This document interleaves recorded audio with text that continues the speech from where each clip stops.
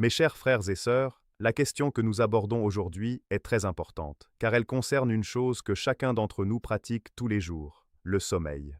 Beaucoup de musulmans pensent que le sommeil est simplement un besoin physique, une pause nécessaire pour permettre au corps de récupérer.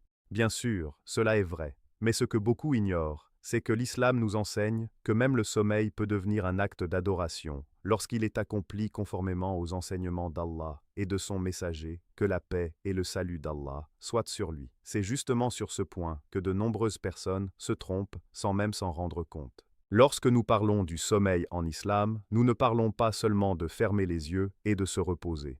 Nous parlons d'un moment où le serviteur remet son âme entre les mains de son Créateur. Allah dit dans le Coran qu'il reprend les âmes au moment de leur mort, ainsi que celles qui ne meurent pas pendant leur sommeil. Ce verset nous rappelle que chaque nuit est une expérience extraordinaire. Lorsque nous nous endormons, nous n'avons aucune garantie de nous réveiller. Chaque matin est donc une faveur immense qu'Allah nous accorde. L'erreur que commettent beaucoup de musulmans est de considérer le sommeil comme un simple acte ordinaire, dépourvu de dimension spirituelle. Ils se couchent sans évoquer Allah, sans accomplir les invocations enseignées par le prophète, que la paix et le salut d'Allah soient sur lui, sans réfléchir à leur journée et sans préparer leur rencontre éventuelle avec leur Seigneur. Pourtant, le messager d'Allah, que la paix et le salut d'Allah soient sur lui, nous a laissé une guidance complète concernant le sommeil. Avant même de dormir, le prophète, que la paix et le salut d'Allah soient sur lui, avait l'habitude de faire ses ablutions. De nombreuses personnes négligeant cette pratique. Elles pensent que les ablutions ne sont importantes que pour la prière. Or, le fait de se coucher en état de pureté est une sunna bénie. Les savants ont expliqué que celui qui dort en état d'ablution bénéficie d'une protection particulière et que les anges invoquent Allah pour lui durant son sommeil. Regardez la miséricorde d'Allah. Même lorsque vous dormez, vous pouvez continuer à recevoir des bénédictions. Une autre erreur fréquente consiste à passer les dernières minutes avant le sommeil dans les distractions inutiles.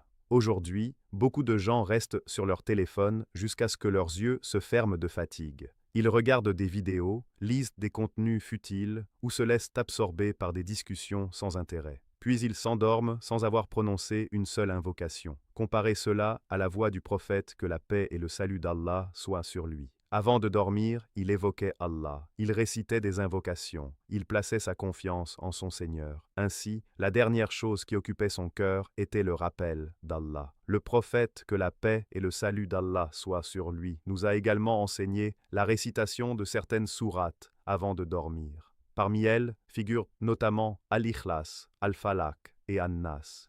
Il les récitait puis soufflait légèrement dans ses mains avant de les passer sur son corps. Cette pratique est une protection contre de nombreux maux.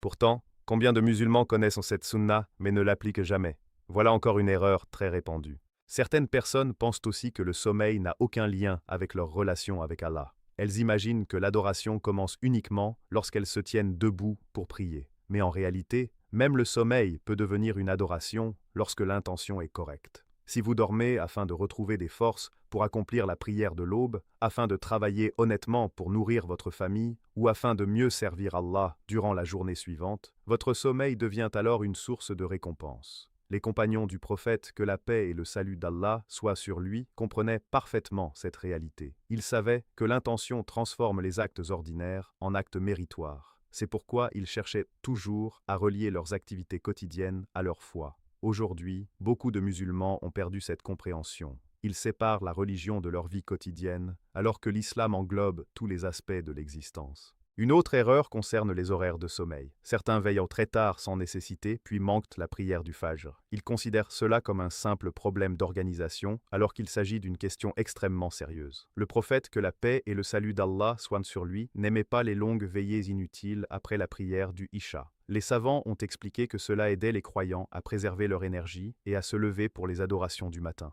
Lorsque quelqu'un reste éveillé jusqu'au milieu de la nuit pour des activités sans bénéfice, puis dort pendant l'heure du Fajr, il perd un trésor immense. La prière du Fajr n'est pas une simple obligation parmi d'autres. C'est un signe de sincérité. Les hypocrites trouvaient particulièrement difficile de participer aux prières du Fajr et du Isha. Le croyant sincère, quant à lui, fait tout son possible pour être présent à cette adoration. Beaucoup de musulmans se trompent également en pensant que les cauchemars possèdent toujours une signification mystérieuse. Lorsqu'ils font un mauvais rêve, ils deviennent anxieux, consultent toutes sortes de personnes ou recherchent des interprétations étranges. Pourtant, le prophète, que la paix et le salut d'Allah soient sur lui, nous a enseigné une attitude équilibrée. Les bons rêves constituent une faveur d'Allah, tandis que les mauvais rêves peuvent provenir de Satan. Lorsqu'une personne voit un rêve désagréable, elle doit chercher refuge auprès d'Allah, cracher légèrement à sa gauche et ne pas accorder à ce rêve une importance excessive. L'islam n'encourage pas les croyants à vivre dans la peur permanente des rêves. Au contraire, il leur enseigne à placer leur confiance en Allah. Le musulman ne doit pas devenir prisonnier de ses songes. Il doit rester attaché au Coran, à la Sunna et aux actes concrets qui renforcent sa foi. Une autre erreur répandue est le manque de gratitude envers Allah pour le sommeil lui-même. Réfléchissez à ceci. Combien de personnes souffrent d'insomnie? Combien passent des nuits entières sans parvenir à trouver le repos? Combien vivent dans l'angoisse, la maladie ou la douleur? Lorsque vous posez votre tête sur votre oreiller et que le sommeil vient naturellement, c'est une bénédiction immense. Pourtant, beaucoup ne remercient jamais Allah pour ce cadeau quotidien. Allah nous rappelle dans le Coran les nombreux signes présents dans notre existence. Le sommeil fait partie de ces signes. Il constitue une preuve de la sagesse divine. Sans sommeil, le corps humain s'effondrerait. Notre esprit perdrait sa capacité de fonctionner correctement. Notre santé se détériorerait rapidement. Chaque nuit, Allah nous accorde ce repos afin que nous puissions poursuivre notre vie. Il existe également une erreur subtile que beaucoup commettent. Ils considèrent le réveil du matin comme quelque chose d'automatique. Ils programment leur réveil et supposent qu'ils se lèveront forcément. Pourtant, aucun être humain ne possède cette garantie. Combien de personnes se sont couchées avec des projets pour le lendemain sans jamais voir le lever du soleil? Chaque réveil devrait renforcer notre gratitude envers Allah. Le prophète, que la paix et le salut d'Allah soient sur lui, nous a enseigné des invocations à réciter au réveil. Ces paroles rappellent que la vie nous a été rendue après une forme de sommeil comparable à une mort temporaire. Ainsi, dès les premiers instants de la journée, le croyant reconnecte son cœur à son Seigneur. Mes frères et sœurs, le sommeil est un domaine dans lequel Satan cherche également à tromper les croyants. Lorsque quelqu'un néglige les invocations du soir, retarde constamment son coucher, gaspille ses nuits dans des activités inutiles et manque ensuite ses obligations religieuses, Satan atteint son objectif. C'est pourquoi nous devons être vigilants. Le musulman intelligent examine ses habitudes. Il se demande « Comment puis-je transformer mes nuits en source de bénédiction ? Comment puis-je me rapprocher d'Allah avant de fermer les yeux? Comment puis-je me réveiller plus proche de mon Seigneur qu'au moment où je me suis endormi ?» La réponse se trouve dans le retour à la Sunna.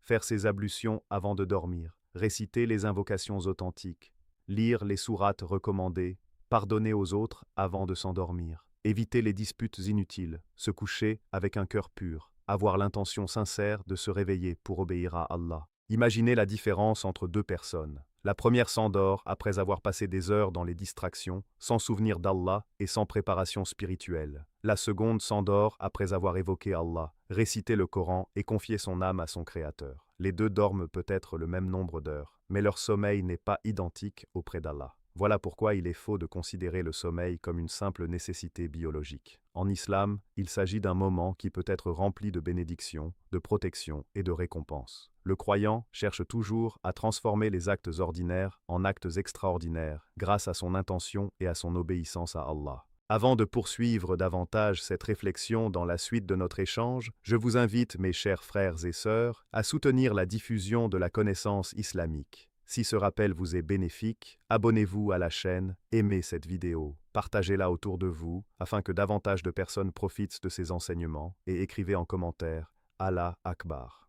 Cela permet de faire connaître ces rappels à d'autres personnes qui en ont besoin et de participer à la propagation du bien. Nous poursuivrons maintenant notre réflexion sur les enseignements profonds que l'islam nous transmet concernant le sommeil, ses bienfaits spirituels et les erreurs que nous devons éviter. Parmi les aspects que beaucoup de musulmans négligent concernant le sommeil, il y a également la question de ce que l'on fait juste avant de fermer les yeux. Souvent, les gens pensent que les dernières minutes de leur journée n'ont aucune importance particulière. Pourtant, réfléchissez un instant.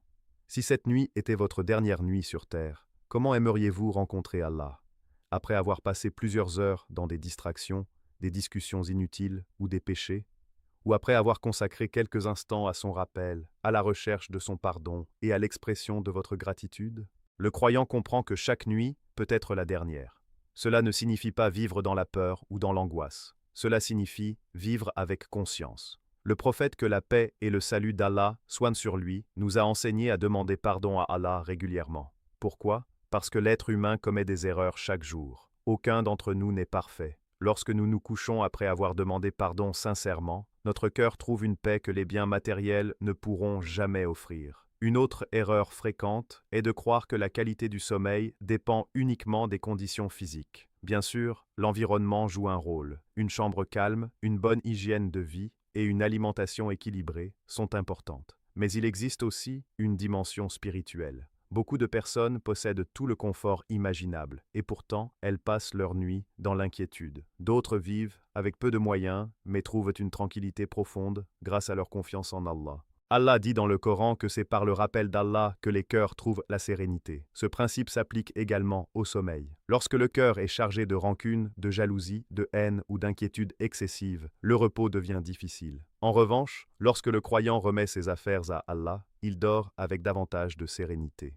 Certaines personnes passent leur nuit à ressasser les erreurs du passé ou à craindre constamment l'avenir. Elles oublient qu'Allah est le maître de toutes choses. Cela ne signifie pas qu'il faut abandonner les efforts ou ignorer les responsabilités. Cela signifie simplement que, lorsque tout ce qui est en notre pouvoir a été accompli, nous devons faire confiance à Allah pour le reste. Le sommeil nous enseigne en réalité une grande leçon de foi. Chaque soir, nous abandonnons le contrôle. Nous fermons les yeux sans savoir ce qui se passera durant les heures suivantes. Nous ne surveillons pas notre cœur qui continue à battre. Nous ne contrôlons pas notre respiration. Nous ne protégeons pas nous-mêmes notre existence. Allah est celui qui veille sur nous pendant que nous dormons. Cette réalité devrait renforcer notre humilité. Une autre erreur que l'on observe souvent consiste à transformer la nuit en période principale d'amusement, tout en transformant la journée en période principale de sommeil. Bien entendu, certaines personnes travaillent de nuit pour des raisons légitimes. Mais lorsqu'il n'existe aucune nécessité particulière, inverser constamment le rythme naturel peut conduire à négliger des obligations religieuses importantes. Allah a créé la nuit comme un temps de repos et le jour comme un temps d'activité.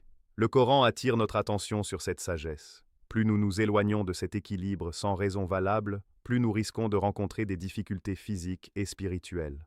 Parlons également de l'importance du Fajr. Beaucoup de musulmans sous-estiment la valeur immense de cette prière. Ils considèrent le fait de manquer occasionnellement le Fajr comme une faute mineure. Pourtant, lorsque quelqu'un examine honnêtement sa vie spirituelle, il découvre souvent que sa relation avec cette prière révèle beaucoup de choses sur son état intérieur. Le sommeil n'est pas censé être une excuse permanente pour manquer le Fajr. Si une personne prend toutes les précautions possibles, se couche à une heure raisonnable, programme plusieurs alarmes et demande même à quelqu'un de l'aider à se réveiller, puis qu'elle manque malgré tout la prière occasionnellement, Allah connaît ses efforts. Mais lorsque quelqu'un reste volontairement éveillé jusqu'à des heures tardives sans nécessité, puis utilise son sommeil comme justification, il doit sérieusement réfléchir à ses priorités.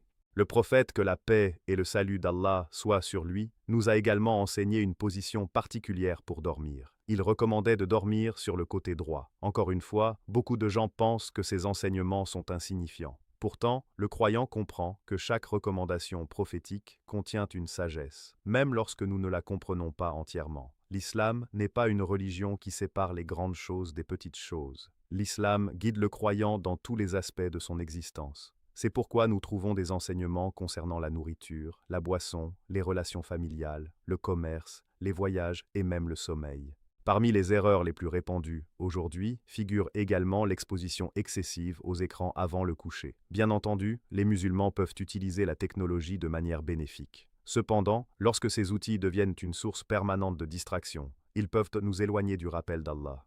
Beaucoup de personnes s'endorment avec leur téléphone dans la main, mais oublient complètement le Coran qui se trouve à quelques mètres d'elles. Imaginez la différence entre terminer sa journée en regardant des contenus sans importance et la terminer en récitant quelques versets du livre d'Allah. Les effets sur le cœur sont incomparables. Ce que vous nourrissez dans votre esprit avant de dormir influence souvent votre état intérieur. Nous devons également parler d'une erreur subtile mais dangereuse. Considérer le sommeil comme un refuge contre les responsabilités religieuses. Certaines personnes dorment excessivement pour éviter certaines obligations, pour fuir leurs problèmes ou pour échapper à leurs devoirs. L'islam encourage l'équilibre. Le corps possède des droits. L'esprit possède des droits. La famille possède des droits. Allah possède des droits sur nous.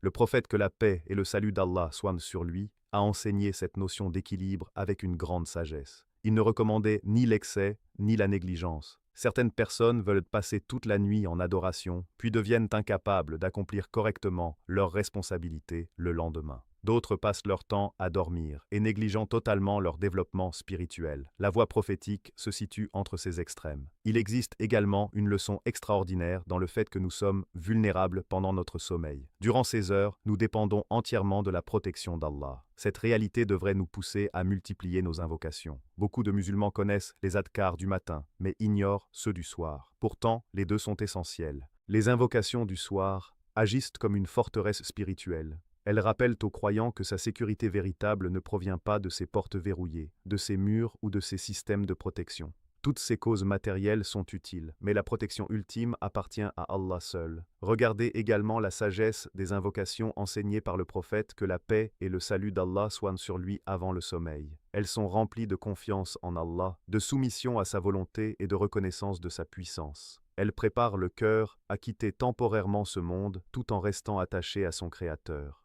Une autre erreur fréquente concerne les conversations de fin de journée.